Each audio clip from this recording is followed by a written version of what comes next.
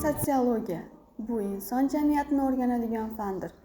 Agar siz hech o'ylab ko'rgan bo'lsangiz, nega jinoyatlar sodir bo'ladi? Nega ayrim odamlar qashshoqlikda yashaydi, boshqalar esa molko'lchilikda? Yoki nega odamlar kundalik oddiydek tuyulgan ishlarni qiladi? Demak, siz sotsiolog kabi fikrlayapsiz. Sotsiologiya bizga shuni o'rgatadiki, tabiiy ko'ringan ko'plab hodisalar va xatti-harakatlarning aslida ijtimoiy sabablari mavjud bo'ladi. Shuning uchun sotsiologlar inson xulqini faqat alohida shaxsni o'rganish orqali emas, balki kengroq kontekstda tarixiy voqealar va ijtimoiy hodisalar orqali tahlil qiladilar. Sotsiolog bo'lish amerikalik sotsiolog Charles White Mills sotsiologik tasavvur deb atagan fikrlash uslubidan foydalanish demakdir.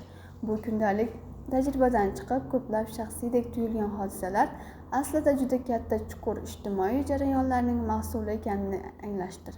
Mills yozganidek, sotsiologning vazifasi shaxsiy muammo sifatida ko'rsatilgan narsalarni ijtimoiy masalaga aylantirishdir.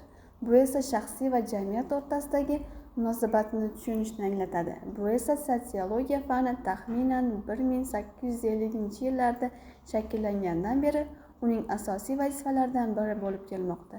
Atama sifatida sotsiologiyani kiritgan Augyust Kont jamiyat o'rganish, ilmiy o'rganish mumkinligini, inson xulqini boshqaruvchi qonunlarni aniqlash mumkinligini ta'kidlagan. Yana bir fransuz olimi Emil Durkheim esa sotsiologlar ijtimoiy faktlarni o'rganish kerakligini aytgan. U ijtimoiy faktlarni inson xatti-harakatlarini boshqaruvchi shaxsdan mustaqil mavjud bo'lgan qoidalar deb ta'riflagan. Suisid nomli tadqiqotida Durkheim o'z joniga qasd qilish shaxsiy emas, ijtimoiy hodisa ekanini ko'rsatishga uringan. U turli mamlakatlarda din va nikoh ko'rsatkichlari bilan suisid darajalarini solishtirib, eng shaxsiy qarorlar ham tashqi ijtimoiy omillar bilan birga ekanligini ta'kidlagan. Sotsiologiya tarixining katta qismida Scott Parsons va ilm-fan sotsiologiyasini rivojlantirgan Robert Merton davrigacha asosiy savol shunday bo'lgan: qarama-qarshi manfaatlarga qaramay jamiyat qanday qilib bir butun bo'lib turadi? Bu yondashuv institut va me'yorlar inson xulqini qanday tartibga solishni o'rgangan.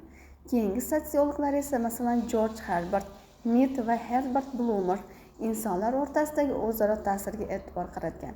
Erving Goffman esa kundalik hayotda o'zini namoyon qilish asarida ijtimoiy hayotni sahnaga o'xshatib, insonlar bir vaqtning o'zida ham aktyor, ham tomoshabin ekanligini aytgan. Sotsiologiya me'yorlardan og'ishlarni ham o'rganadi. Harvard Becker ayrim xatti-harakatlar qanday qilib og'ish deb ta'kidlashini tahlil qilgan. Stanley Cohen esa ommaviy vahima tushunchasini ishlab chiqib, ommaviy jamiyat qo'rquvini qanday kuchaytirishini ko'rsatgan. 1970-yillarda fransuz mutafakkir Michel Foucault bu sohada tub burilish yasagan. U aqlsizlik va sivilizatsiya asarida ruhiy kasallik haqida tasavvurlar ko'rsatgan. Tibbiy til orqali shakllanishini ko'rsatgan. Intizom va jazolash asarida esa zamonaviy qamoqxona bilan birga jinoyat tushunchasini qanday paydo bo'lganini tahlil qilgan. Foucault uchun hokimiyat va bilim bir-biri bilan chambarchas bog'liq. Nazorat va tasniflash, maktablar va shifoxonalar kabi institutlar ham qo'llaniladi. Bu g'oyalar hanuzgacha dolzarb. Edward Said esa G'arb Sharqni qanday ta'sirlaganini tahlil qilib, bu qarashlar mustamlakachilikni qanday oqlaganini ko'rsatgan. Xo'sh, inson o'z hayotini boshqaradimi yoki jamiyat tomonidan cheklanadimi? Nizo tabiiy holatmi yoki muammomi? Jamiyat haqidagi bilimlarimiz qayerdan keladi? Sotsiologiya bizga nafaqat yashayotgan dunyomizni, balki uni qanday tushunishimizni ham o'rgatadi. Sotsiologlar jamiyat olimlaridir.